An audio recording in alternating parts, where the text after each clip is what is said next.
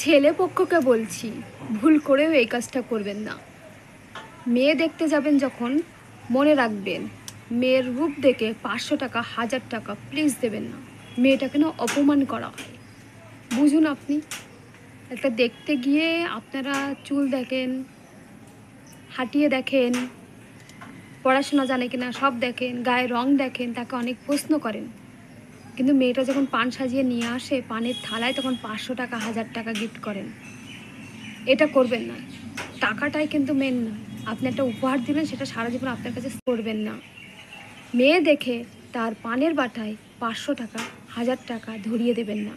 ওর বদলে একটা গিফট করুন, একটা আংটি করুন, কিংবা নাকের দিন, কিংবা একটা রূপোর জিনিস দিন। আপনি টাকা দেবেন না রূপ দেখে, চেহারা দেখে। ওটাকে রূপের মূল্য দেওয়া হয়, দেখার মূল্য দেওয়া হয়। আপনি একটা ভালো বাজার থেকে একটা ভালো একটা জিনিস গিফট করুন। আপনি সোনা না পারেন রূপো দিন, রূপো না করলে আপনি কাপড় চাপড় দিন।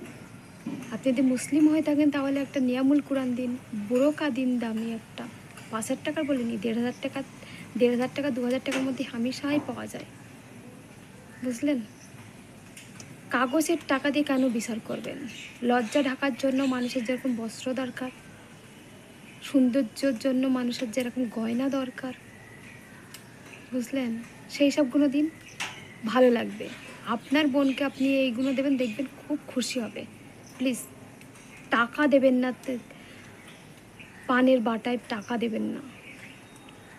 রূপ দেখে রূপটার মূল্য দেবেন না ওরকম করে।